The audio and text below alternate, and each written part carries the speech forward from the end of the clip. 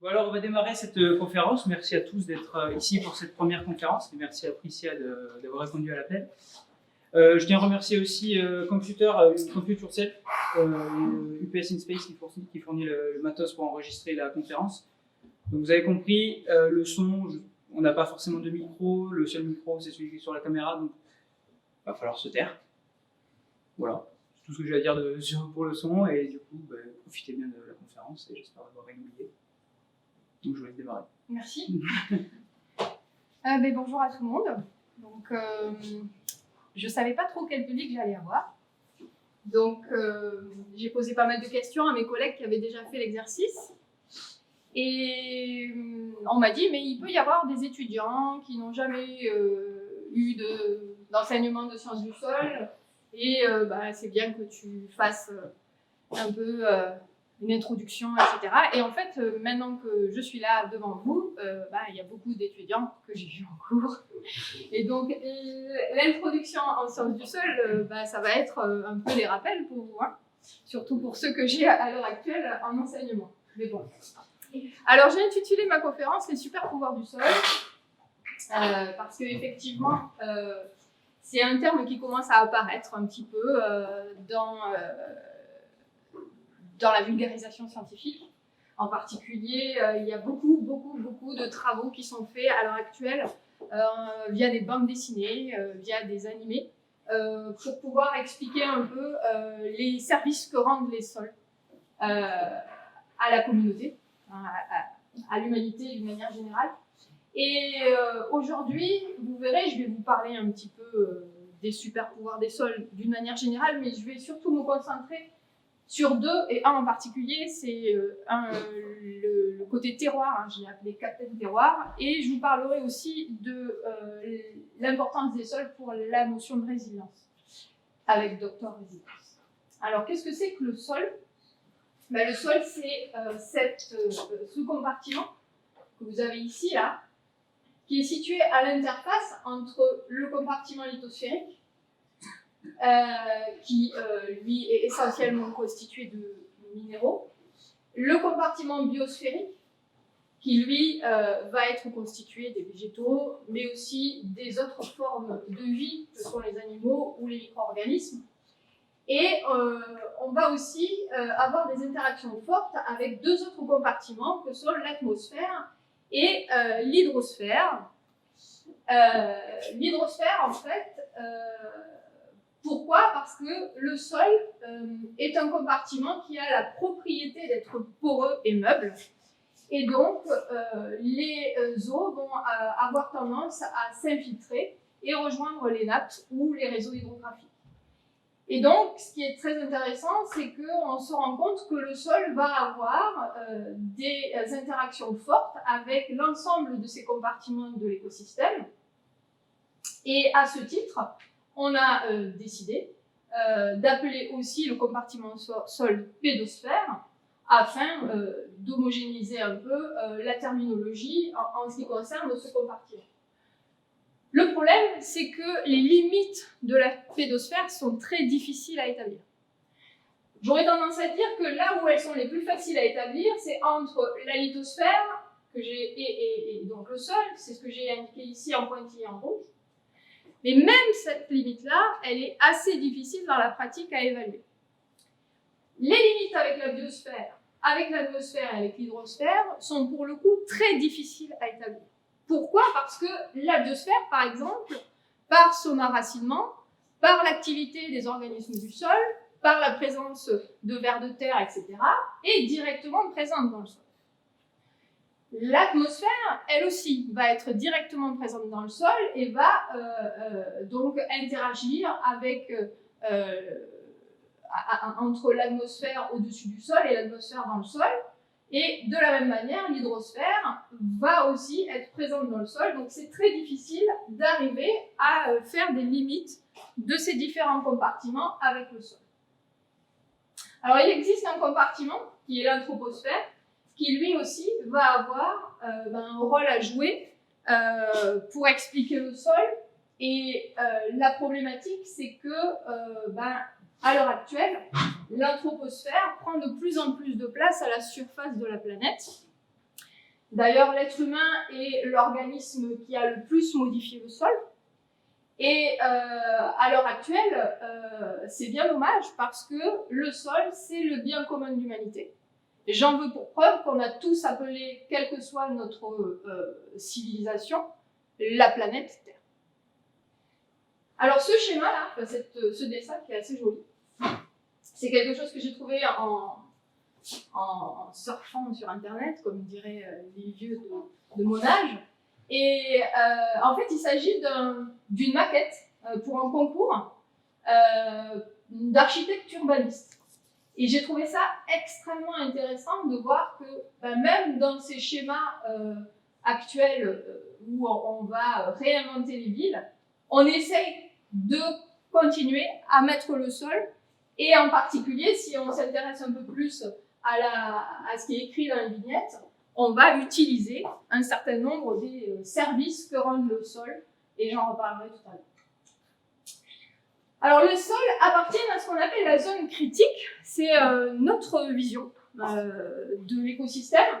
La zone critique, en fait, c'est cette zone qui va de la roche altérée à l'atmosphère et qui va comprendre les nappes, le sol, mais aussi les organismes. L'avantage de considérer la zone critique, c'est que ça permet, le sol à l'échelle de la zone critique, pardon, c'est que ça permet de travailler sur la variabilité verticale et latérale du sol, parce qu'en effet, c'est un compartiment qui va avoir une très très forte variabilité verticale et latérale. Ça permet aussi d'aborder le sol par une approche pluridisciplinaire, parce que quand on veut travailler sur le sol, il faut qu'on travaille à la fois sur la biosphère, sur l'eau, sur la roche, sur l'air, et sur les interactions entre ces différentes composantes. Et donc, ça nécessite d'avoir une approche pluridisciplinaire. Ensuite, travailler à l'échelle de la zone critique permet de changer d'échelle, parce qu'on a tendance à travailler à l'échelle, vous le verrez, de la fosse pédologique, du forage à la tarière, mais en fait, ce qui est important, c'est d'arriver à replacer tout ça dans le fonctionnement global des écosystèmes, des bassins versants, etc. Et donc, on va avoir obligatoirement à changer d'échelle. Et enfin, travailler à l'échelle de la zone critique, ça permet aussi d'étudier plus spécifiquement les processus dans le sol. Et on sait maintenant que ces processus dans le sol, que ce soit des processus d'échange, des processus liés aux activités des organismes ou des réactions physico-chimiques, sont des processus qui vont être localisés dans des zones très spécifiques dans l'espace et à des moments très spécifiques dans le temps. Par exemple, si je prends une réaction comme la dénitrification, qui est une réaction qui va être initiée par des organismes dans le sol, on sait à l'heure actuelle que ces processus-là se passent dans des zones très spécifiques, des microzones à l'intérieur du sol, et à des moments très spécifiques au cours du temps. Alors, une des spécificités du sol, c'est cette notion d'horizon. En effet, le sol va être constitué de couches que l'on appelle horizons, qui vont se superposer depuis la formation parentale, la roche-mère ou le matériau parental, jusqu'à l'atmosphère ou la biosphère. Et ce qui est très important à comprendre, c'est que les sols vont se former aux dépens des différents gradients que l'on va avoir en fonction du site. Par exemple, d'une manière générale, on va avoir ici la matière organique qui va être accumulée en surface parce qu'on va avoir les organismes qui vont libérer la litière ou avoir les racines qui vont se dégrader, etc. Donc on va observer des augmentations de teneur en carbone, mais aussi associées à ça des augmentations de l'activité biologique. Et on a en revanche en profondeur des mécanismes de dégradation de la roche qui vont induire donc des gradients entre un compartiment en surface qui est très riche en matière organique et un compartiment en profondeur qui lui va être plutôt minéral. Entre les deux, on va trouver un certain nombre d'horizons qui vont être, dont la mise en place est liée plus à des mécanismes de transfert de matière. Alors, il existe des horizons où la matière n'est pas transférée, mais là, j'ai choisi un cas où la matière est transférée. Il s'agit d'un podzol ou podzosol.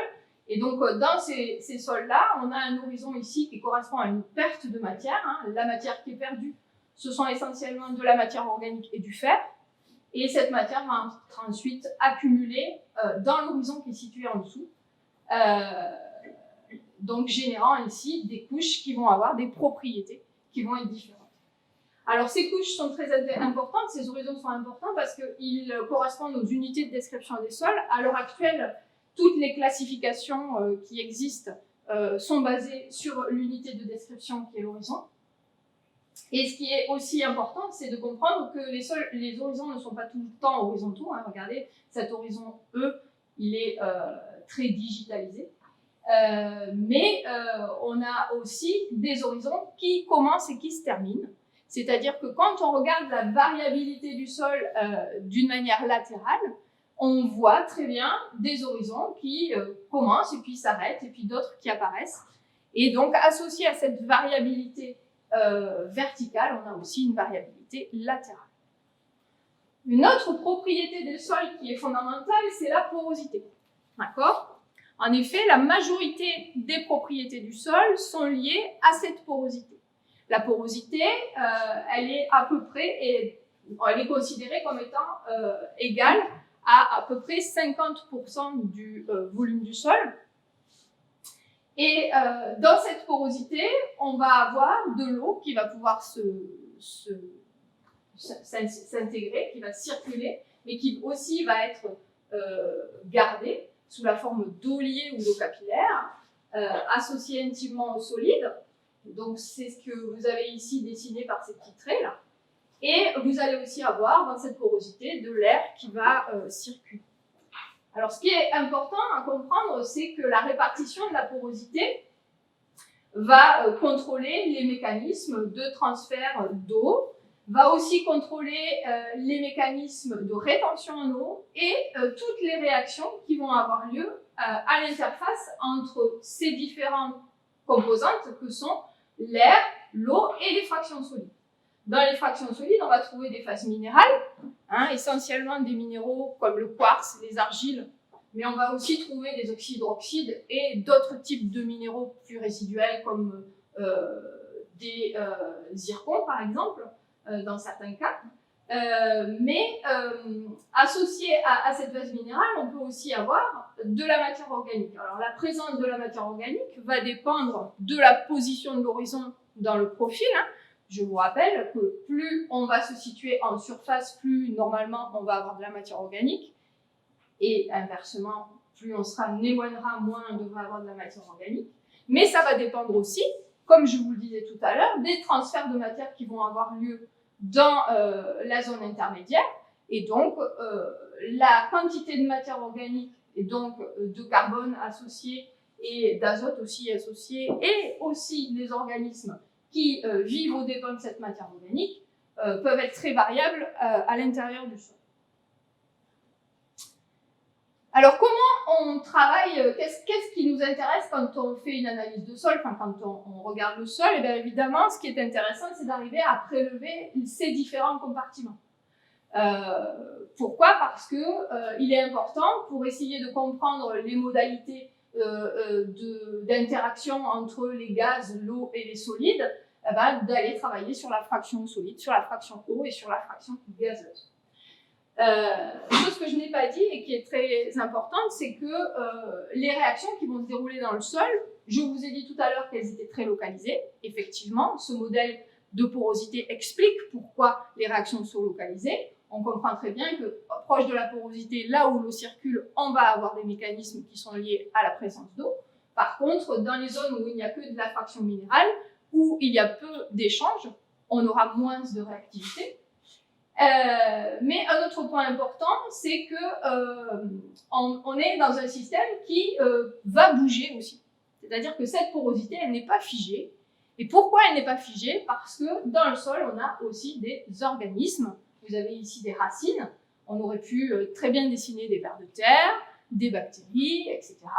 Et donc, à cause de la vie du sol, on a une bioturbation qui va se créer et qui va complètement modifier la porosité. Et ça, plus il y aura de micro-organismes et d'organismes dans le sol, plus cette bioturbation va être potentiellement importante. Alors, pour travailler sur la fraction gazeuse, évidemment, on fait des prélèvements de gaz. Donc ici, c'est une manip qui a eu lieu dans le Pantanal au Brésil. Donc ce sont des lagunes, donc c'est ce qu'on appelle des zones humides particulières. Et là, les chercheurs de l'université de Sao Paulo sont en train d'installer des chambres statiques pour pouvoir mesurer la composition des gaz dans le sol. Il existe, donc on fait des prélèvements pour pouvoir faire ces analyses, et il existe aussi des capteurs que l'on peut mettre in situ qui permettent d'avoir des informations sur la composition gazeuse. Mais cette méthode-là, qui est la méthode des chambres statiques, est une méthode qui permet de faire les quantifications les plus justes. Pour ce qui est de la solution du sol, donc la solution du sol, c'est véritablement un challenge à récupérer pour la quasi-majorité des sols. Qu'est-ce qu'on fait? On utilise ce qu'on appelle des bougies poreuses ou eau capillaire pour prélever l'eau capillaire. Ça consiste à mettre un système qui est poreux à l'intérieur du sol. On va effectuer une dépression et par ascension capillaire, l'eau va être récupérée dans un flacon. Évidemment, la quantité d'eau qu'on récupère via ce système-là va dépendre complètement de l'humidité du sol. Plus le sol sera humide, plus ça sera facile à récupérer. Et dans des conditions où le sol se rapproche d'une humidité qui est minimale, c'est extrêmement difficile à récupérer. Par contre, dès que vous avez de l'eau libre dans le sol, là, c'est pour le coup beaucoup plus facile à récupérer. Donc ici, on a creusé un trou, on a mis l'équivalent d'un piézomètre, et puis on récupère directement la solution qui est au fond du piézomètre. Et là, vous avez Oleg qui prélève directement dans les sols de tourbière de Russie de la solution. Et donc enfin, la fraction solide, donc elle se prélève soit par l'intermédiaire de fosses que l'on va creuser, ou d'échantillonnage à la tarière. L'avantage des fosses, c'est qu'elles permettent d'avoir une vision réaliste du profil de sol. Pourquoi? Parce que quand on fait des prélèvements à la tarière, on a tendance à modifier la structure. On va aussi perdre de vue les profondeurs réelles des horizons et on va complètement modifier l'organisation de l'échantillon. Les fosses, la problématique, c'est que c'est pas simple à creuser partout, d'accord? Que ça peut être relativement long, et qu'en fait, ça ne nous donne qu'une vision du sol à un endroit donné de la couverture pédologique.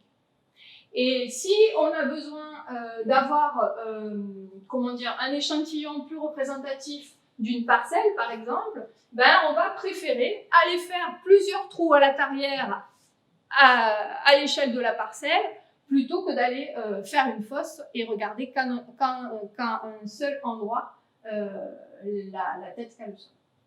Alors dans les tarières, il y a différents types. Ici, c'est celle que vous utilisez quand vous venez avec moi sur le terrain, c'est la tarière Edelman, qui est la plus classique, et on prélève échantillon après échantillon. Et celle que vous avez là, c'est une tarière à bouge qui permet de prélever 1 mètre de sol, moins perturbé. Par contre, c'est beaucoup plus difficile à sortir de la tarière, hein, le sol est beaucoup plus difficile à extruder. Et donc, de toute façon, on modifie considérablement la structure quand on utilise des tarières. Alors, je vous disais que le sol était un compartiment qui présentait une très grande diversité. Alors, c'est dommage, cette photo, on ne voit pas très bien. Mais j'ai choisi quelques illustrations pour vous montrer un peu la diversité des sols. Donc, vous avez ici un sol qui fait plus de 30 mètres qui a été découvert à la faveur d'une carrière en Amazonie. Et donc, vous voyez qu'on a ici plus de 30 mètres de sol sans problème. Et là, on est en Sibérie. Et c'est un cryosol, c'est-à-dire un sol gelé. Vous voyez là où les bottes, là, donc là où il a les bottes, c'est ce qu'on appelle le pergélisol, c'est-à-dire la couche qui est continuellement gelée. Et là, ils sont en train de travailler sur la couche qui est dite active, c'est-à-dire qui va dégeler en période plus chaude, de manière saisonnière. Donc on voit que effectivement, le climat influence la pédogénèse, c'est-à-dire le mode de formation du sol. Mais dans ces deux exemples, il n'y a pas que le climat qui a joué. Pourquoi? Parce que ce sol-là, qu'on voit ici, il a plusieurs centaines de millions d'années. Celui-ci, il a des dizaines de milliers d'années à peine. D'accord? Donc on a l'effet temps aussi qui va jouer. Et c'est très difficile de séparer le facteur climat et le facteur temps quand on considère les sols à l'échelle de la planète. Pourquoi? Parce que toute la ceinture intertropicale a très peu vécu de moments où elle a été gelée, de moments de glaciation. Et ce sont ces moments de glaciation, ce sont ces périodes glaciaires qui remettent les comptes à zéro pour la formation des sols.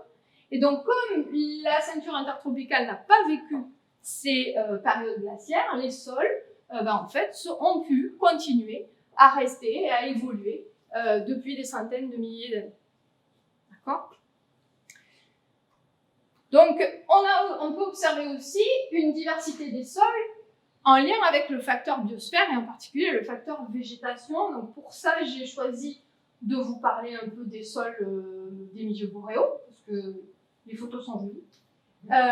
Donc là, on est sur une forêt de mélèze et de lichen, qui est typique donc de la région d'Arkhangelsk, où on va trouver les podzols, dont celui que je vous ai déjà montré tout à l'heure. Et vous voyez qu'en fait, on est sur un sol qui est très sableux, qui ne présente pas d'eau visible. Et l'eau, quand on la regarde dans la rivière, elle a cette couleur. Elle est riche en matière organique et en fer, à l'image des processus qui se passent dans le podzol, où on a de la matière organique et du fer qui quittent cet horizon-là pour aller ensuite transiter vers les horizons en profondeur, voire même quitter le sol. Pas très loin, on a cette chose-là, qui est une tourbière, d'accord, où on va trouver une végétation qui est là de type mousse, il s'agit de sphènes, et dans cette zone-là, l'eau affleure, donc on n'a pas trop de problématiques de drainage, au contraire, on est plutôt dans un système engorgé en eau, et dans ce système engorgé en eau se met en place ce qu'on appelle un histosol, c'est-à-dire un sol qui est constitué quasiment que de matière organique, et cette matière organique ici correspond à de la matière organique de la sphène, d'accord? Parce que cette plante, la sphène, a tendance à pousser sur elle-même et sur, entre guillemets, sa matière organique. Et donc, pour faire les prélèvements, là, c'est beaucoup plus compliqué, parce que là, le drainage, il est pas vraiment parfait. Et en revanche, la matière organique et le fer sont toujours présents dans ces systèmes-là. Ensuite, il existe aussi une diversité et une complexité qui est liée à la fois au facteur roche-mer, mais aussi au facteur topographie. Ça, c'est souvent lié. Les deux sont souvent liés de la même manière que la végétation et la topographie sont souvent liées aussi. Là, on est à Gaillac, sur le domaine du château Mérag, enfin, au-dessus de Gaillac. Et vous voyez très bien par cette photo que, en fait, on a deux sols différents. Un sol qui est beaucoup plus blanc en surface. Alors, l'avantage du travail du sol ici, c'est que ça permet de voir la couleur de la roche, quelque part, parce qu'on est sur des sols ici qui sont relativement peu épais. Les couvertures végétales et la présence de matière organique en surface ont tendance à homogénéiser le sol. Mais là, dans le cas des sols cultivés comme ça, on a des différences qui sont plus marquées. Et donc vous voyez ici, au fond, là, le sol qui est un peu plus surélevé correspond à des sols qui se sont formés sur des séries gréso-calcaires, alors que les sols plus blancs, eux, se sont formés sur des calcaires. Et donc, on va avoir une différenciation, même si le nom du sol est le même, hein, calcosol dans les deux cas. Il y en a un qui va être plus sableux, plus drainant, dans lequel les processus vont être plus accélérés, en particulier les réactions de décarbonatation. Par contre, le calcosol qui est en bas va être plus argileux, va retenir un peu plus l'eau et la décarbonatation sera moins rapide. Voilà pour la diversité. Et donc, ça permet aussi d'aborder ce qui détruit le sol. D'accord ? Donc, qu'est-ce que c'est qui va détruire le sol ? Le principal ennemi du sol, c'est l'érosion. D'accord ? Le plus grand super vilain pour le sol, c'est l'érosion. Donc, cette photo a été prise au Laos. En fait, ici, c'est un lac, une retenue qui a été créée et qui a ennoyé une partie des paysages. Et dans la zone de marnage de ce lac, c'est-à-dire dans la zone où l'eau va avoir tendance à monter et baisser à la faveur de l'utilisation de l'eau parce que c'est un réservoir hydroélectrique, on va observer ces mécanismes d'érosion. Alors, ils sont d'autant plus importants ici que les sols sont sableux et qu'ils ne vont pas vraiment bénéficier des argiles pour les structurer et leur permettre de résister à l'érosion. Il faut savoir que 33% des sols à l'échelle mondiale sont dégradés et principalement sous l'effet de l'érosion et de l'artificialisation. Et on estime que d'ici 2050, 90% des sols de la planète vont être dégradés. Dans les dégradations, on a la perte en carbone organique. Vous avez ici une figure qui vous montre le changement du stock de carbone organique d'ici 2050. Et on voit que ce stock, là où il va beaucoup changer, c'est dans les milieux que je viens de vous montrer, c'est-à-dire les milieux boréaux. Parce que c'est là où on a les stocks de matière organique déjà les plus importants. Et donc, c'est plus facile, évidemment, de modifier les stocks dans ces zones-là. Ensuite, dans les autres dégradations du sol, on va avoir l'anthropisation. Donc, ça, c'est une première image de l'anthropisation. On est toujours à Lambton, au Laos. Et là, par contre, les deux personnes que vous voyez ici, ce sont des démineurs. J'ai choisi de vous montrer cette photo plutôt qu'une autre parce que je ne voulais pas que ça soit trop triste. Mais en fait, il faut savoir que toute cette zone-là, cette zone qui a été ennoyée, était une zone dans laquelle les Américains, pendant la guerre du Vietnam, rejetaient les bombes qu'ils avaient en trop en revenant du Vietnam. On est à la limite entre le Vietnam et le Laos. Et donc, dans cette zone, quand on veut travailler sur les sols, c'est impossible de le faire sans démineurs. Parce que sinon, quand on fait des trous, ça peut être problématique. Donc ça, c'est un effet pervers de l'anthropisation, mais il faut savoir que dans toute cette zone, on a énormément de bombes, de cratères, de morceaux de débris, de bombes, etc.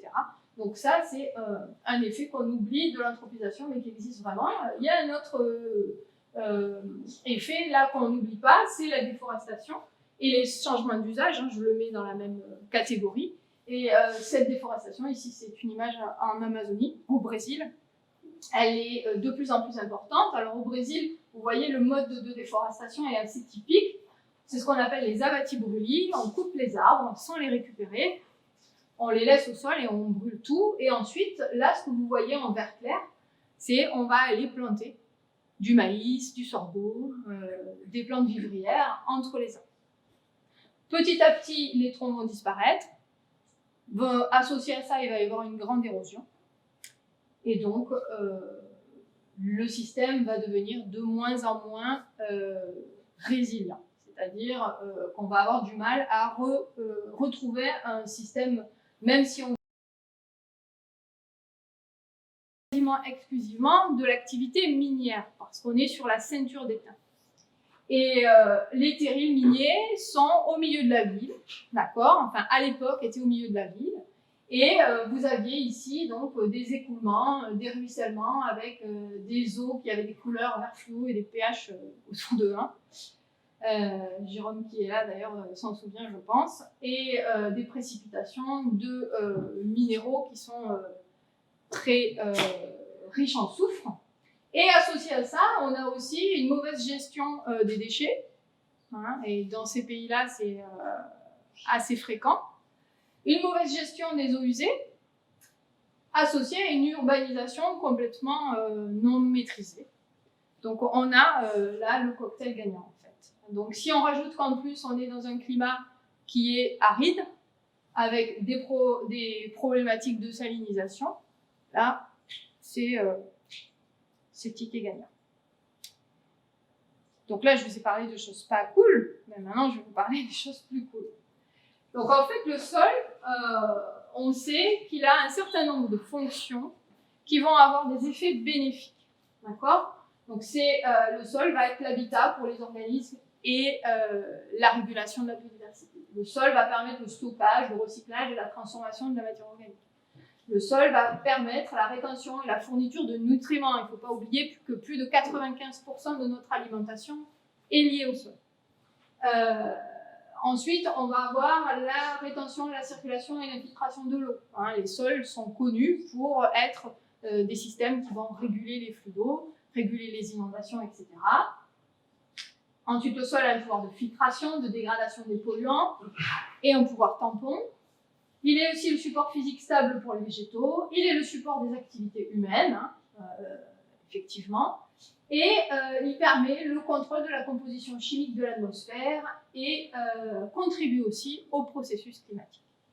Grâce à toutes ces fonctions, et il y en a certaines que j'ai pas mises et que j'ai peut-être même oubliées, le sol rend des services, d'accord ?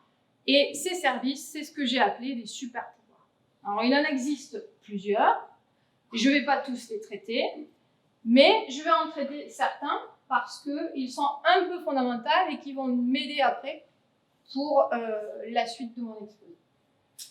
Le premier super pouvoir, c'est le super pouvoir habitat et biodiversité. D'accord ?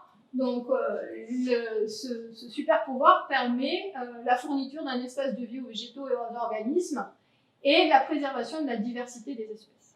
Alors, dans le sol, on va avoir évidemment toute une faune et une flore et des micro-organismes très variés. On n'en connaît qu'un tiers à peu près, hein. En tout cas on n'a vraiment identifié qu'un tiers, donc le travail d'identification reste encore à faire. On sait que dans les 20 premiers centimètres, on a environ 1 million de nématodes par mètre carré, 1 milliard de micro-organismes par mètre carré et une centaine de larves et de vers de terre par mètre carré. Mais au final, quand on quantifie ça en termes de carbone, on voit que les nématodes correspondent à environ 150 kg par hectare, les micro-organismes 2,5 tonnes équivalent carbone par hectare et la macrofaune à 5 tonnes équivalent carbone par hectare. Donc vous voyez, ils ne sont pas nombreux, mais ils jouent pour beaucoup dans la matière organique d'origine du vivant dans les sols. Alors, le compartiment qui est vraiment fondamental, dans lequel vont se réaliser beaucoup de processus biologiques, c'est le compartiment rhizosphérique qui correspond à la zone d'influence autour des racines. Donc en fait, autour des racines, on va avoir un certain nombre d'habitats privilégiés et d'associations privilégiées qui vont se réaliser. Les associations qui sont les plus connues sont ce qu'on appelle les associations mycorhiziennes, où des champignons vont s'associer aux racines, mais il existe aussi des associations entre les bactéries et les racines. Et donc dans cette zone-là, on va avoir une concentration de réactions, de transformations et de mécanismes qui vont se faire généralement en faveur de la nutrition de la plante. Et il faut savoir que, par exemple, les mycorhizes, c'est-à-dire les associations avec les champignons, peuvent augmenter par 150, multiplier par 150 les surfaces de contact entre la racine, entre guillemets, hein, qui sera associée à ce champignon, et le sol. Le deuxième super pouvoir, c'est le super pouvoir stockage du carbone. Donc celui-là, il est super à la mode. Pourquoi ? Parce qu'en fait, on attend du sol, faut le dire, hein, mais on attend du sol qui nous sauve de la catastrophe annoncée. Pourquoi? Parce que le sol, c'est le compartiment terrestre, après les océans, etc., qui contient le plus de carbone. Il en contient 3 fois plus que l'atmosphère et la biosphère, respectivement. Et on sait qu'il est capable d'en contenir encore plus. Surtout qu'en plus, on a dégradé la quantité de carbone qui était présente dans les sols par l'activité humaine. Et donc, on espère pouvoir remettre du carbone dans les sols. Alors, qu'est-ce qu'on sait du carbone dans les sols? On sait que dans le sol, on va avoir du carbone qui va avoir des âges très différents. Et en fait, à un même endroit dans le sol, par exemple, si je me mets ici, à 40 cm, je vais avoir du carbone qui a 3000 ans, 1000 ans, 300 ans, 100 ans, 30 ans, 10 ans et 3 ans. D'accord? Donc ça, c'est pour dire qu'en fait, il existe différents types de formes de carbone qui vont avoir des durées de vie qui vont être différentes dans le sol et qui vont s'incorporer de manière différente en fonction des processus dans lesquels ils sont impliqués. Et les matières organiques qui sont ici âgées de 3000 ans, vous voyez qu'elles sont beaucoup plus importantes en profondeur qu'en surface, parce qu'en règle générale, elles sont associées à des formes qui ont pu migrer et qui, du coup, étaient loin de la surface et des organismes du sol qui pouvaient les manger. Et donc, elle a été protégée. Ce autre diagramme qui vous montre en fait 3 types d'usages, donc les teneurs en carbone pour 3 types d'usages, vous montre que classiquement, les teneurs en carbone sont plus importantes en surface qu'en profondeur. D'accord ? Ça, c'est quelque chose qui est classique, même si certains types de sols montrent des évolutions avec la profondeur qui peuvent être différentes, comme par exemple les podzols dont j'ai parlé tout à l'heure.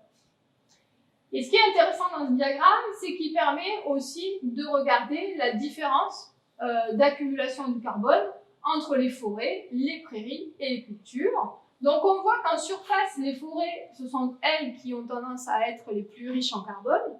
Mais dès qu'on va passer à des horizons plus profonds, ben la forêt ne garde pas tant que ça, n'a pas tant que ça de carbone en profondeur, contrairement à ce qu'on peut penser. Et au final, les usages, enfin en tout cas les écosystèmes qui stockent le plus de carbone sont les prairies. Autre super pouvoir, le super pouvoir de régulation. Donc j'ai mis régulation dans son ensemble. En fait, il s'agit de super pouvoir qui permet de maintenir la qualité de l'air et du sol, la maîtrise des inondations et des maladies, la régulation du climat, etc. Donc là, pour l'exemple, je vous ai pris le schéma suivant qui explique comment on peut réguler un peu le climat avec le sol. Alors, c'est pas forcément le climat global, hein, ça peut être tout simplement le climat local. Mais en fait, effectivement, quand vous avez de la végétation, les plantes vont prélever de l'eau dans le sol, mais elles vont aussi générer de l'ombre qui va baisser les températures. Et automatiquement, on va jouer sur les mécanismes d'évaporation ou de condensation. Plus la température va être basse, plus ça va condenser, plus on va aller alimenter la solution du sol.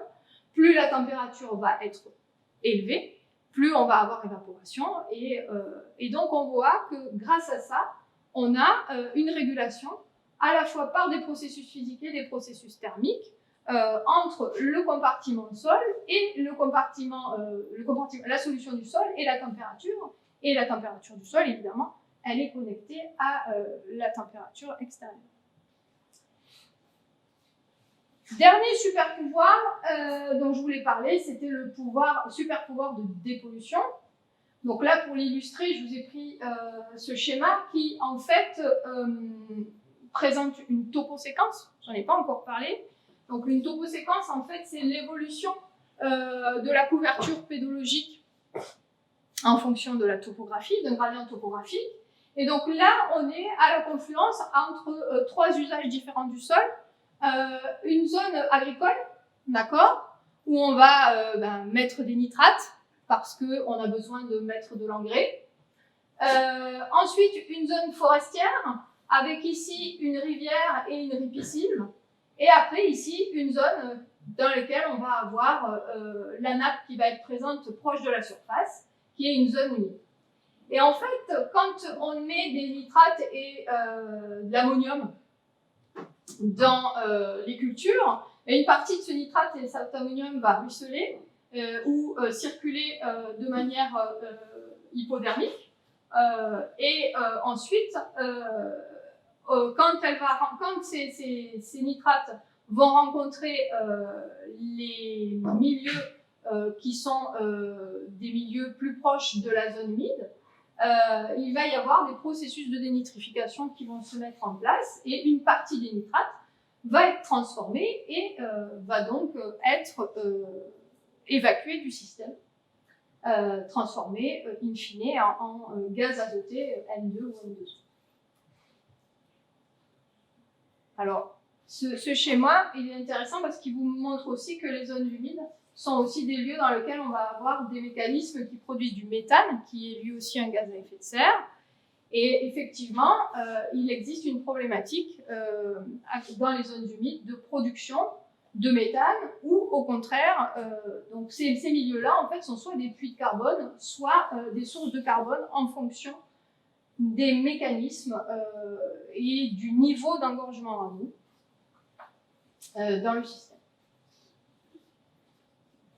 Donc, je vous ai parlé de plein de super pouvoirs et qu'en est-il du terroir? En effet, est-ce que le terroir est un super pouvoir? Je pense que oui. Je l'ai d'ailleurs imaginé sous la forme de Captain Terroir. C'était pas plus mal parce que c'est le seul super-héros qui a un attachement très fort à une zone géographique. Je ne sais pas s'il y en a d'autres, mais en tout cas, c'est le seul que j'ai trouvé qui a un attachement très fort à une zone géographique. Et le terroir, effectivement, c'est quelque chose qui a un attachement très fort à une zone géographique. En fait, la définition du terroir, elle est extrêmement floue.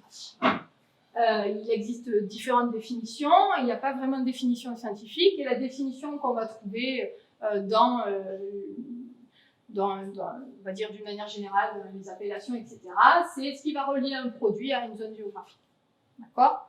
Alors, autant le terme de terroir n'a pas de définition scientifique, autant on a quand même travaillé sur une notion qu'on appelle la notion d'effet terroir en sciences. Et en fait, cette notion d'effet terroir, c'est un concept qui relie le vin, c'est-à-dire le produit final, à un ensemble de paramètres qui vont influencer ce vin. Donc, quels sont les paramètres qui influencent le vin? Vous allez avoir avant tout le matériel végétal. D'ailleurs, c'est lui qui va avoir le plus d'influence sur le vin. Dans le matériel végétal, vous allez avoir le cépage, mais vous allez aussi avoir le porte-greffe. Et le porte-greffe, lui, il est fondamental pour tout ce qui est échange avec le sol. D'accord? Parce que c'est la partie de la plante qui va être dans le sol.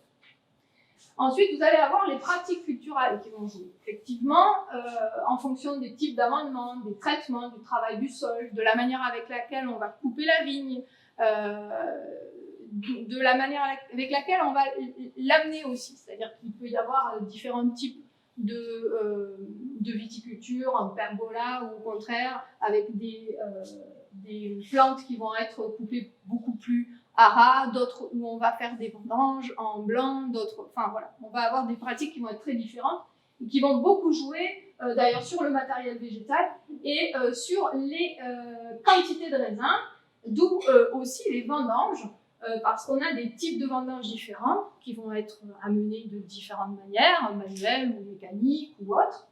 Il y a des vendanges qui vont se faire tardivement, d'autres de manière très précoce. Et évidemment les dates des vendanges, ça c'est aussi un paramètre qui va être important. Ensuite, on va avoir les pratiques en chai, tout ce qui est œnologie, le choix des levures, les assemblages, l'élevage, comment vont être faits en fait, comment vont être conçues les réactions qui vont amener au vin. Le contexte socio-économique et historique, il est aussi très important, parce qu'en fait c'est ce contexte-là qui des fois définit les pratiques, qui définit aussi le type de vendange ou même des pratiques culturelles. Et après, on a deux autres paramètres qui, là, pour le coup, vont énormément jouer moins que le cépage, mais quand même beaucoup, c'est le climat et la topographie. Et en fait, ces deux paramètres sont très liés. En particulier dans les vignobles où vous allez avoir des parcelles en pente, on sait que le climat va être différent entre le haut et le bas de la parcelle. Et les paramètres climatiques sont tous importants pour la vigne. Hein, la pluviométrie, la température, mais aussi l'ensoleillement. Tous ces paramètres, même le vent, vont être fondamentaux pour pouvoir expliquer le vin. En dernier lieu, évidemment, vous avez le sol. Alors le sol, lui, c'est le réservoir de nutriments, c'est le réservoir en eau, mais pas que. Et c'est ce dont je vais vous parler. Donc la question qu'on s'est posée, c'est en quoi le sol influence le vin.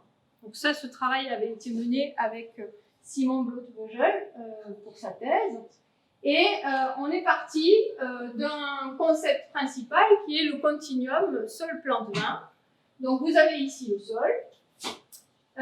Vous voyez qu'il y a un lien très fort qui est marqué avec l'hydrosphère. Vous avez ici la plante. Et puis vous avez le vin avec évidemment le lien fort avec l'atmosphère et les paramètres climatiques.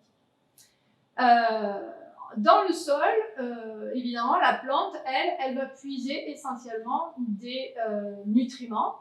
Alors, certains nutriments sont des nutriments essentiels, comme l'azote, le phosphore, le potassium ou le soufre. D'autres sont essentiels, mais présents en moins grande quantité. En tout cas, la plante en a besoin en moins grande quantité, comme le fer, le cuivre ou le molybdène. Et il y en a d'autres que la plante ne prélève pas dans le sol, hein. C'est le carbone, l'hydrogène et l'oxygène. Là, c'est la photosynthèse, c'est directement dans l'atmosphère.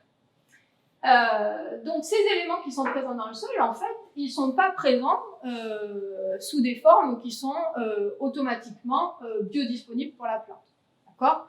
Dans les sols, en fait, la biodisponibilité va dépendre fortement des conditions physico-chimiques que l'on a dans le sol, en particulier du pH, de la présence ou non de matière organique, des compositions des solutions de sol, de la nature des phases minérales, etc. Et donc cette notion de biodisponibilité, c'est quelque chose de fondamental et il existe des moyens de favoriser cette biodisponibilité, c'est les organismes du sol. En fait, il existe certains organismes du sol qui vont avoir une capacité à aider, à mobiliser et rendre plus biodisponibles les éléments pour la plante. Et c'est le cas particulièrement des bactéries et des champignons qui, dans l'environnement du sol, vont pouvoir libérer des composés qui vont, par leurs propriétés, permettre de solubiliser un certain nombre d'éléments et donc de les rendre biodisponibles pour les plantes. Tout ça pour dire que dans le sol, en fait, ce qui est important pour comprendre un peu le rôle qu'a le sol pour la plante et ensuite pour le vin, c'est tout va se jouer essentiellement autour de la nutrition et qu'il n'y a pas que des mécanismes et des réactions physico-chimiques qui interviennent, mais aussi des réactions microbiologiques. Donc, le premier travail que l'on a mené, c'était de regarder s'il existait des différences au niveau des vins en termes de composition chimique en fonction des grandes appellations. D'accord ? Donc, on a demandé à nos collègues du laboratoire de boire du vin et de nous amener des échantillons. Et à l'issue de ça, on a récupéré 215 échantillons de vin que l'on a analysés par ICP et OS. Et dans ces vins, on avait des vins rouges, des vins blancs, des gris et des rosés. Et à l'issue de ces analyses, en fait, on a obtenu des résultats qui sont assez intéressants, qui corroboraient des choses qu'on savait déjà. La première chose, c'est que la composition élémentaire des vins en calcium, magnésium, barium, manganèse et strontium permet de discriminer deux paramètres, la couleur et la nature calcaire ou non des sols. Donc vous avez ici un diagramme qui correspond à une analyse statistique de type analyse discriminante linéaire qui vous montre un peu la répartition de ces différents échantillons que nous avons analysés au travers de 4 discriminants. le discriminant vin non rouge non calcaire, le discriminant vin non rouge calcaire, le discriminant rouge calcaire et le rouge non calcaire. Et donc on voit que les non calcaires sont ici, d'accord, que les calcaires sont là et que les vins blancs sont ici et que les vins rouges sont là. Et donc on arrive bien à discriminer le type de sol, en tout cas ici pour la nature calcaire ou non, grâce à la chimie. Alors, les teneurs en éléments chimiques qui ont été permis le plus de discrimination sont le manganèse, le barium et le strontium. Le strontium, c'était déjà assez connu. Pourquoi? Parce que on utilise les isotopes du strontium et d'ailleurs la composition en strontium des vins pour lutter contre les fraudes. Et donc, à l'issue de ce travail, on peut donc considérer que le sol influence la chimie du vin. Et qu'est-ce qui se passe à l'échelle de la parcelle? Parce que là, on a travaillé à l'échelle des appellations, mais qu'est-ce qui se passe à l'échelle de la parcelle? Donc là, pour travailler sur cet aspect, on a travaillé à l'échelle du vignoble de Soave, qui est situé en Italie, et qui a la particularité d'être une zone de coteaux, la photo est magnifique, marquée par des alternances de calcaire, tuf et de basalte. Vous voyez ici sur la coupe, on voit bien qu'on a les calcaires, les tufs et les basaltes, et en fait, ce sont des alternances qui, à la faveur de la topographie, de la géomorphologie locale, peut générer des parcelles qui vont avoir des matériaux parentaux qui vont être très différents. Je vais en reparler. Et donc le climat dans la région est humide, ce qui induit assez peu de stress hydrique dans la région. Donc je suis désolée pour les photos, j'en avais pas de mieux que celle-là. Donc à quoi ressemble le domaine sur lequel on a travaillé? C'est le domaine Filippo Filippi, qui en fait est un domaine dans lequel on va avoir des parcelles en rouge ici, qui sont installées sur basalte, d'accord, et qui produisent un vin qui se caractérise par un goût assez minéral. Je mets des guillemets à minéral parce que le goût minéral, c'est quelque chose de discutable, mais en tout cas, il est vendu pour avoir un goût plus minéral. Et au contraire, les parcelles ici en bleu qui sont sur calcaire et qui produisent un vin qui, lui, va être un peu plus sucré et de l'avis des consommateurs, beaucoup plus intéressant. D'ailleurs, la différence de prix, elle est marquée aussi. Donc, on produit donc dans ce domaine 2 crus différents, donc le Castel Serino et le Monte Seroni, et on a pourtant les mêmes vinifications, les mêmes pratiques culturelles, mais on sait qu'on a des roches parentales qui sont différentes. Donc, ce qu'on a fait, c'est qu'on a travaillé donc, sur cette zone-là, en différenciant 2 parcelles, cette parcelle ici et cette parcelle-là. En fait, quand on regarde la topographie, on voit que la parcelle sur basalte, elle est un peu au-dessus de la parcelle sur calcaire, d'un point de vue topographique, mais on avait fait des analyses climatiques, enfin des mesures climatiques qui montraient qu'il n'y avait pas vraiment de différence en termes de climat. Et donc sur le terrain, on a défini 3 zones d'échantillonnage le long de toposéquences, le long de gradients de pente. On a fait des échantillonnages à la tarière, des prélèvements d'échantillons de roches au niveau de zones où les roches étaient apparentes. On a prélevé des feuilles et du raisin, on a fait des mesures de résistivité électrique, et ensuite en laboratoire, nous avons préparé ces échantillons, nous avons fait des analyses chimiques et minéralogiques et des analyses isotopiques, ainsi que des analyses de biomarqueurs de la photosynthèse. Alors, qu'est-ce qu'ont donné ces analyses? Donc, sur les sols, vous avez ici les 2 toposéquences, celle sur basalte et celle sur calcaire, et vous avez ici des schémas qui vous montrent la composition de ces sols d'un point de vue des minéraux principaux et d'un point de vue aussi d'un paramètre qui correspond à la présence de carbonate sous la forme de carbone inorganique qui a été dosé indépendamment de la présence ou non de calcite. Et donc, qu'est-ce qu'on voit? On voit que dans la zone calcaire, on a bien de la calcite quasiment partout, qu'on a bien des calcosols, donc des sols qui se développent sur calcaire partout. On voit aussi que d'un point de vue de la résistivité, on a des sols qui sont un peu plus résistifs sur calcaire que les sols sur basalte.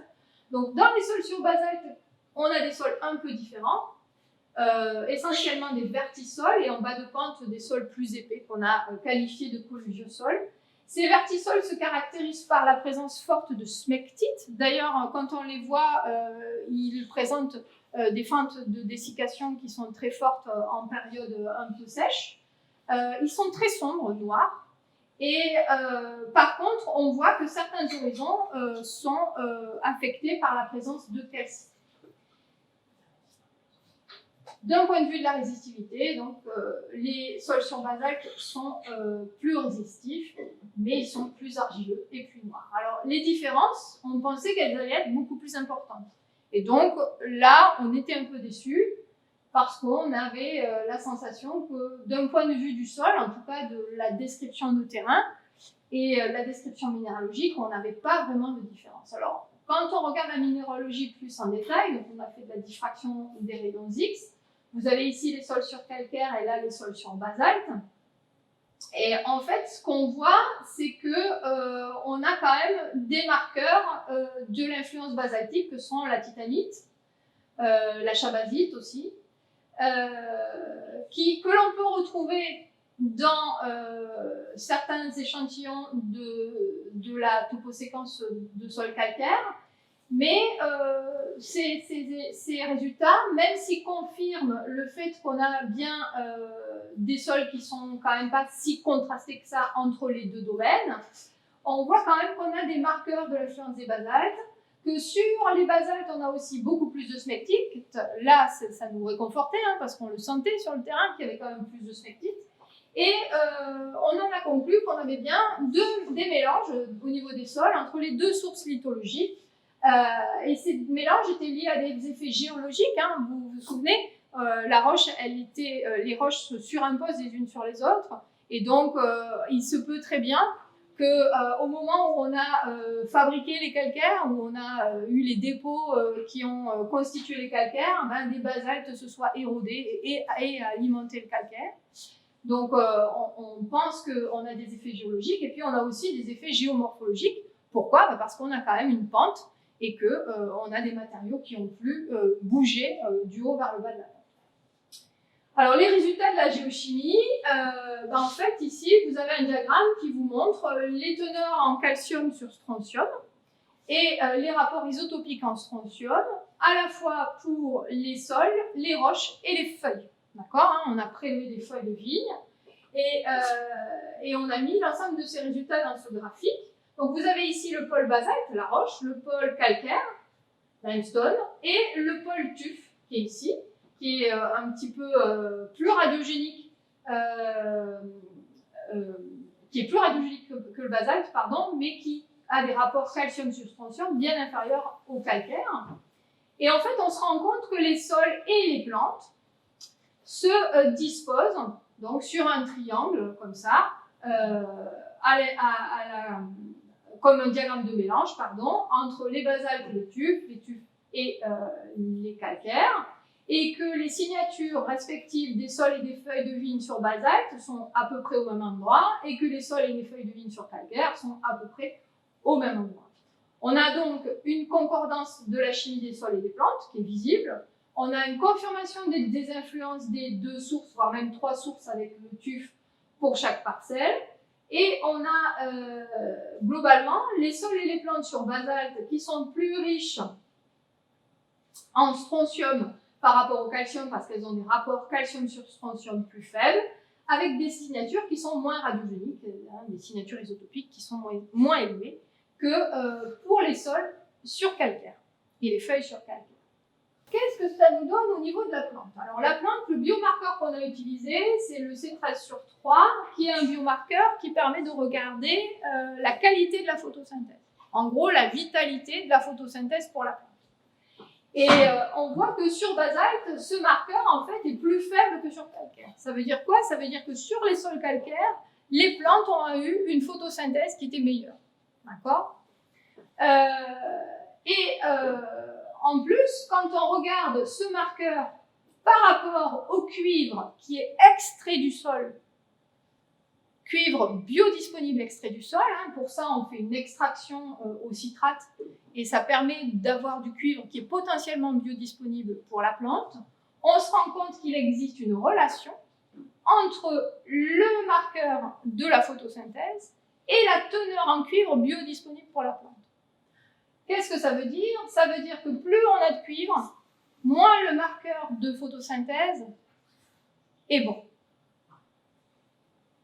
Qu'est-ce qu'on en a déduit? On en a déduit que les plantes sur les sols calcaires ont un meilleur marqueur de photosynthèse, donc elles se sentent mieux, et que le lien entre le cuivre du sol disponible pour la plante et la qualité de la photosynthèse était un paramètre à prendre en compte. Et effectivement, se pose la question de la problématique de la toxicité du cuivre, qu'on appelle aussi le stress cuprique. Alors ce stress cuprique, il est d'origine humaine. Hein. Comment on le sait? Tout simplement, si on regarde le cuivre et le soufre, on voit bien que ces deux éléments dans les échantillons de sol évoluent de manière linéaire. Hein. Donc on a bien un lien direct entre le cuivre et le soufre. Il faut savoir que dans les parcelles viticoles, on a des amendements de type bouillie bordelaise qui contiennent du cuivre et du soufre. Donc on sait que la nature de ce cuivre est donc d'origine anthropique. Et ce qui est très intéressant, c'est qu'on a pu doser le soufre dans les raisins. On n'a pas pu le faire sur le cuivre, mais on l'a dosé dans les raisins. Et on a très bien vu que dans les raisins, on avait beaucoup plus de soufre dans les basaltes que dans les calcaires. Donc, conclusion, on a une problématique ici où le cuivre et le soufre sont plus gardés dans les sols sur basalte et donc vont être plus problématiques pour la santé de la plante. Mais tout ça, ça ne nous amène pas au goût du vin. Alors nous, on n'a pas travaillé sur le goût du vin parce que c'est trop compliqué. D'accord? C'est quelque chose qui est beaucoup plus compliqué. Ça demande de faire des analyses avec des panels de gens qui vont goûter des vins. En tout cas, ça a un certain coût. Et donc, je vais vous parler d'une étude qui a été menée en 2020 par des Italiens qui ont travaillé sur les fonctions microbiennes des sols et sur le lien entre la qualité du vin et le métabolisme du soufre. Je vais vous expliquer pourquoi c'est complémentaire de travail que nous avons mené. Donc là, on est dans la région de Chianti en Toscane, le cépage c'est le Sangiovese, et on est sur des dépôts de sable marin pliocène. D'accord ? Dans les deux cas, les sols sont carbonatés et ce sont des calcosols. Et en fait, quand on regarde la parcelle ici, on voit qu'il y a des différences en fait dans les sols au niveau de l'activité microbienne. Dans le sol BR012, on a un enrichissement local du sol en actinobactéries. Globalement, ici, on a moins de rendement, c'est-à-dire que la vigne produit moins, mais le vin est de qualité supérieure. Par contre, de l'autre côté, on a un sol qui est enrichi en bactéries dénitrifiantes et fixatrices d'azote, ce qui est généralement considéré comme quelque chose de positif dans le sol. Mais néanmoins, le sol ici présente plus de stress hydrique et une qualité du vin inférieure. Donc ils ont fait plusieurs types d'études. Ils ont regardé la conductivité électrique comme nous, ils ont regardé évidemment la topographie, ils ont aussi regardé la spectrométrie gamma. Donc la conductivité électrique est identique pour les deux parcelles qui ont été analysées, enfin les deux zones qui ont été analysées, de même que la spectrométrie gamma. Ces deux informations permettent de dire que la composition minéralogique, l'humidité et la texture des sols est similaire. Et ensuite, ils ont fait des prélèvements de sol et ils ont fait des analyses physico-chimiques, des analyses d'ADN environnemental, des analyses des gènes fonctionnels et des activités enzymatiques pour les cycles du carbone, de l'azote, du phosphore et du soufre. Alors voici un graphe qui montre les résultats de la métagénomique et ici de l'ADN. Donc vous avez ici en fait des réactions pour lesquelles vous avez des gènes fonctionnels qui ont été identifiés. En rouge, vous avez le BRO11. Hein, pour rappel, c'est le sol qui est enrichi en bactéries dénitrifiantes et fixatrices d'azote. Et en bleu, vous avez le BRO12. C'est celui qui a le plus d'actinobactéries. Et en fait, on se rend compte que systématiquement, pour chaque fonction du génomique, on a le rouge, hein, c'est-à-dire celui qui a des bactéries fixatrices d'azote, qui présente beaucoup plus de gènes fonctionnels. Sauf pour une réaction qui est l'oxydation des sulfures. D'accord ? De la même manière, quand on regarde l'ADN environnemental, on se rend compte que la quantité d'ADN extrait est beaucoup plus importante dans la zone du sol riche en bactéries dénitrifiantes que dans la zone à actinomycète. Alors, qu'est-ce qui se passe exactement ? Dans la zone où vous avez des bactéries dénitrifiantes, vous avez des bactéries qui sont super fortes pour libérer des nutriments.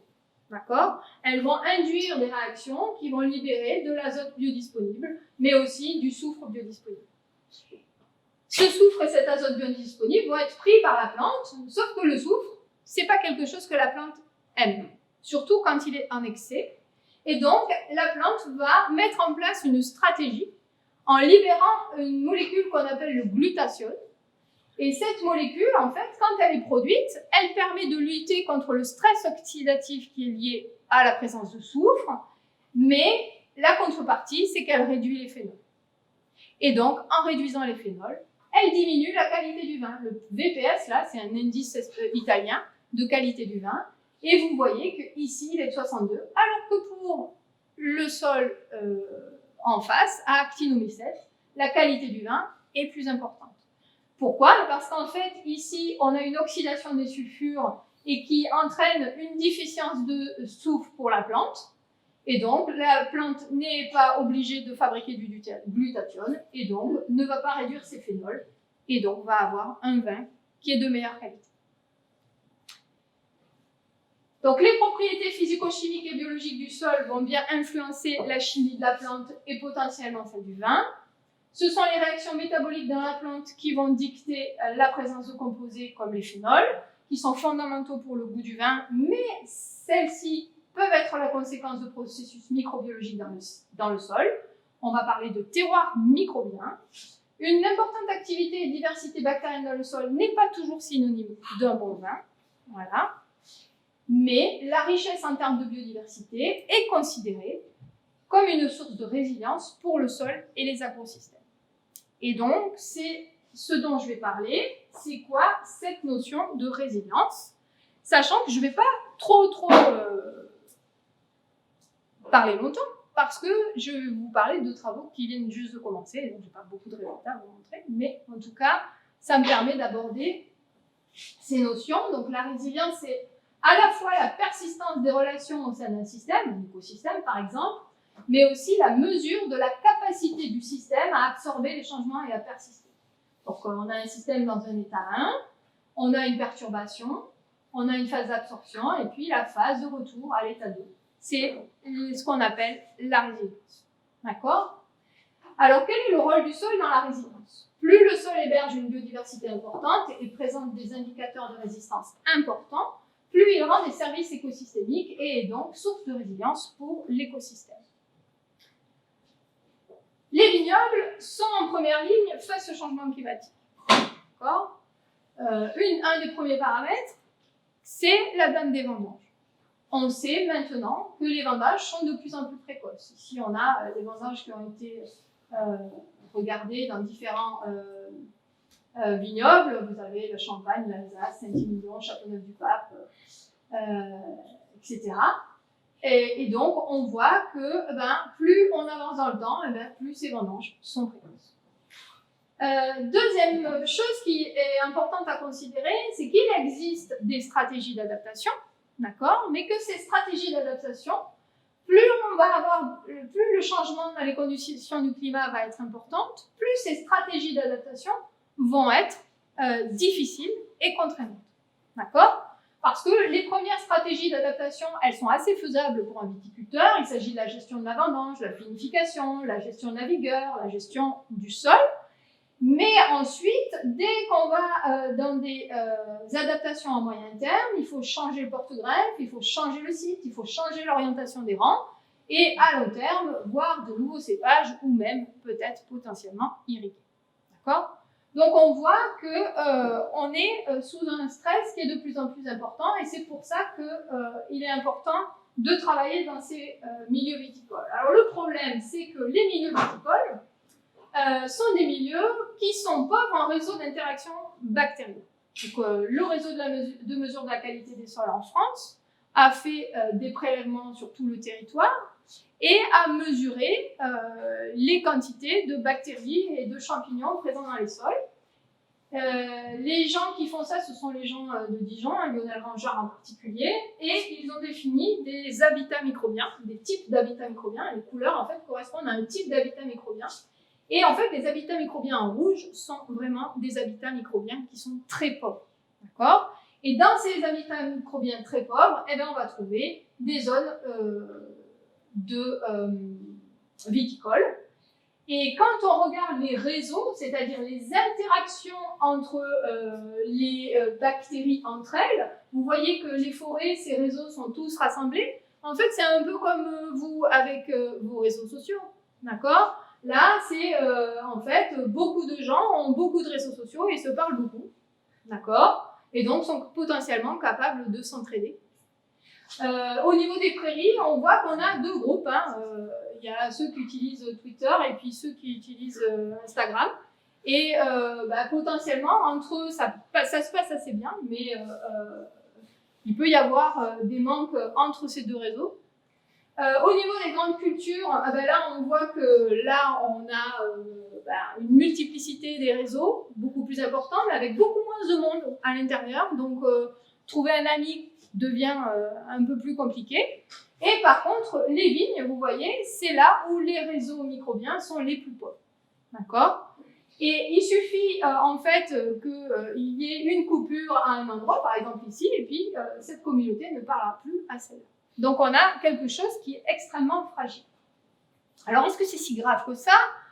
Heureusement qu'il y a eu l'étude d'Ortiz Alvarez qui nous a montré qu'en fait dans les vignobles, ça va dépendre beaucoup du type de pratique. D'accord ? On voit que dans la viticulture conventionnelle, effectivement, on a ces réseaux microbiens qui sont très faibles en fait. Mais par contre, plus on va aller vers de la viticulture biologique, voire même de la biodynamie, plus on va reconstituer des réseaux microbiens efficaces. Donc, en quoi le sol joue sur la résilience des vignobles ? Donc là, c'est un travail que on a commencé en 2020, et ce que je veux vous présenter, c'est les résultats de Zoé Bulliard dans son stage de Master 2 cette année. Donc, on a travaillé au niveau du vignoble de Gaillac, et on a cherché à évaluer les interactions entre les propriétés des sols, la microbiologie et les microclimats. Donc, sur un certain nombre de parcelles, en fait, le vignoble de Gaillac est divisé en 3 grands terroirs.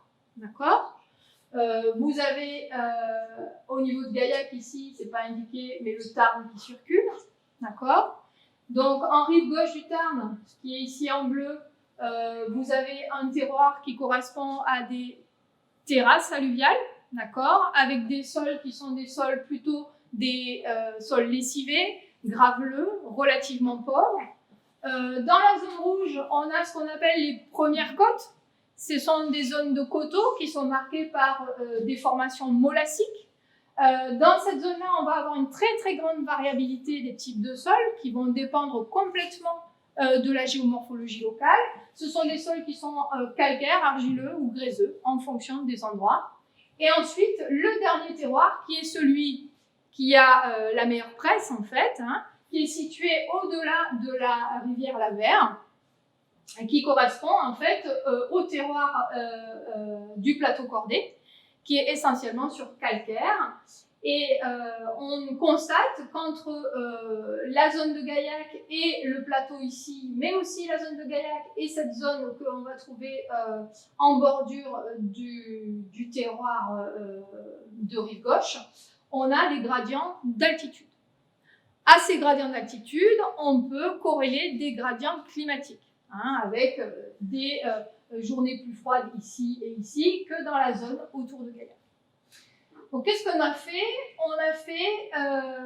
On a choisi 16 parcelles. Ces 16 parcelles ont été choisies avec les variables cépage et conditions pédoclimatiques qui sont différentes. 4 cépages différents, le brocol qui est donc un cépage de vin rouge, le gamay aussi, le loin de Veuleil qui est un cépage de vin blanc et la syrah qui est un cépage de vin rouge. Et donc, vous avez deux types de contextes pédoclimatiques. P1, P2 qui correspond à un climat de plaine avec des sols plutôt argileux et P3, P4 à des climats d'altitude sur des sols plutôt calcaires et tout ça en viticulture conventionnelle. Donc, pour vous montrer un peu la différence de type de sol déjà au niveau des parcelles, donc là vous avez un sol qui est plutôt graveleux avec des galets qui sont importants en surface, c'est un sol très drainant. Et ici vous avez une parcelle au niveau de la zone de la forêt de la Grésine avec des sols beaucoup plus rouges et beaucoup plus argileux. Et donc nous avons des parcelles avec des propriétés de sol qui sont très contrastées, mais qui vont induire des diversités importantes dans les propriétés physico-chimiques et biologiques. Enfin, en tout cas, on l'espère. Donc sur le terrain, qu'est-ce qu'on a fait? On a fait des échantillonnages des sols à la tarière pour faire ce qu'on appelle des échantillons composites. Hein. On a fait plusieurs échantillons que l'on a mélangés, d'accord, pour avoir un échantillon moyen de sol. Donc nous avons fait ça en surface, dans le 0,20 cm et en profondeur, le 20-50 cm. On a réalisé des fosses, donc ici vous avez une fosse, hein, je pense que ici c'est une parcelle du domaine de Saravel. On a aussi prélevé le sol rhizosphérique pour faire des analyses microbiologiques, des raisins et les mesures de rendement, et nous avons aussi réalisé des enquêtes auprès des viticulteurs. En laboratoire, nous avons préparé les échantillons, en tout cas Zoé. Elle a analysé les sols et d'un point de vue de la chimie et de la minéralogie, et elle a aussi participé à l'étude microbiologique par ADN environnemental, et où nous sommes focalisés sur les bactéries et les champignons. Donc quand on fait de l'analyse de biodiversité, quand on prélève des échantillons pour l'ADN environnemental, on choisit, nous en tout cas, on a choisi de nous positionner au pied des vignes pour aller chercher le sol rhizosphérique, c'est-à-dire celui qui est en contact avec les racines. Donc, évidemment, on prend des précautions pour ne pas contaminer nos échantillons et on a envoyé les échantillons congelés au laboratoire Bicrop pour extraction de l'ADN par séquençage MISEC des bactéries et des champignons. Donc, on prend les échantillons composites, hein, c'est-à-dire qu'on a pris des échantillons sur 5 pieds différents. Ensuite, tout ça, au laboratoire, l'ADN est extrait, il est amplifié, et ensuite, on va récupérer les séquences, et c'est un traitement bioinformatique derrière qui permet de récupérer les analyses. Alors, quels sont les premiers résultats que nous avons obtenus? Donc, vous avez ici, je suis désolée, j'aurais dû mettre plus de couleurs. Vous avez ici les données que nous avons obtenues sur les sols. Donc, vous avez ici P1, P2, P3, P4 pour le compo 1, pour la variable qui est matière organique. Ça ne se voit pas du tout. Et ici, vous avez P1, P2, P3, P4 pour la variable argile pour le compo 1 et puis pour le compo 2 ici. D'accord?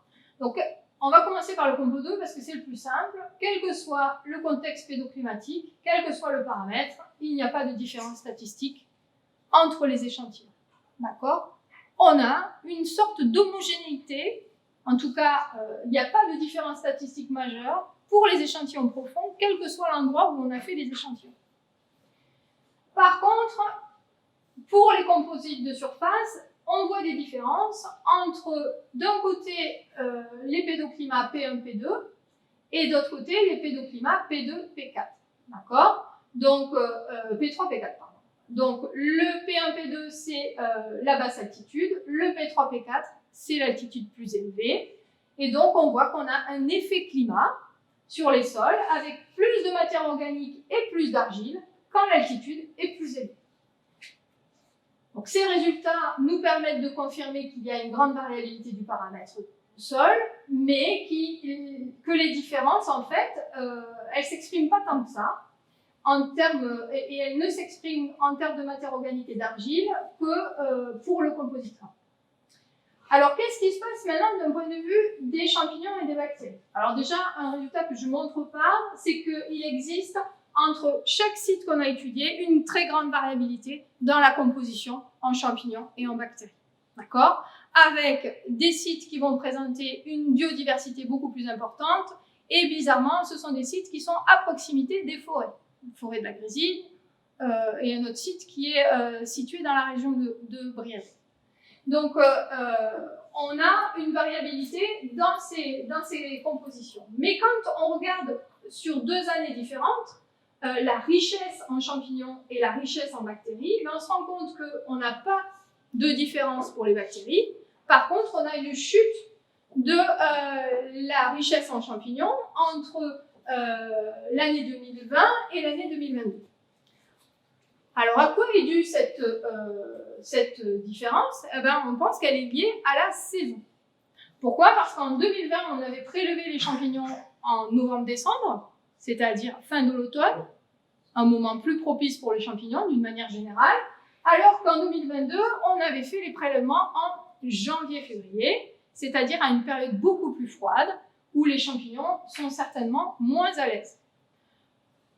On ne peut pas exclure non plus qu'il n'y ait pas eu un effet des pratiques, parce que effectivement, les viticulteurs mettent des fongicides, et ces fongicides, même s'ils le mettent sur la plante, ils peuvent atteindre le sol et donc influencer la composition en champignons dans le sol.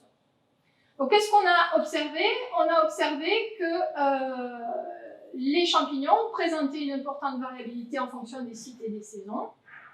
Et on voit aussi que la composition en micro-organismes, et je ne l'ai pas montré, est corrélée aussi aux paramètres climatiques.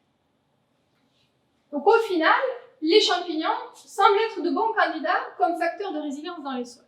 Pourquoi? Parce qu'ils sont influencés par des saisons et donc par le paramètre climatique. Donc, si on veut voir un effet du paramètre climat, potentiellement, les champignons vont être des bons candidats pour nous montrer. Et ensuite, ils sont aussi influencés par les pratiques, en particulier la présence ou pas de fongicides.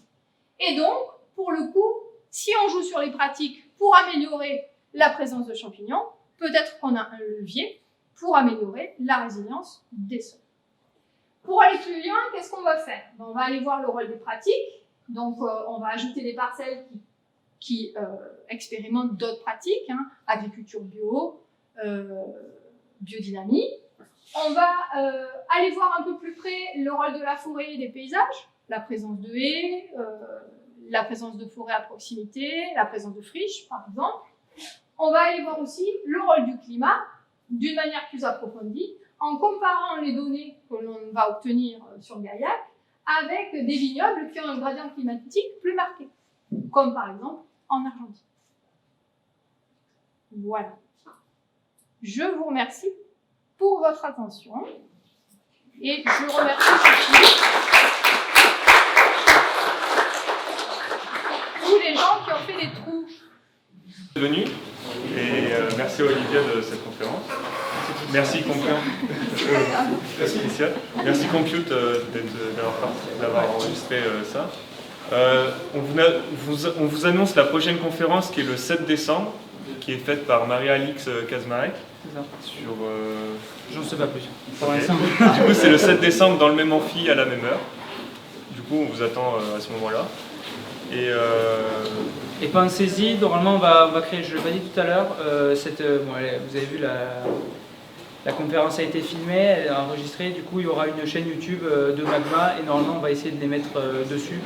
Et la prochaine fois, il y aura même, elle sera sans doute même en live sur Twitch. Donc pareil, là aussi il y aura une chaîne Twitch pour Magma. Voilà. Merci.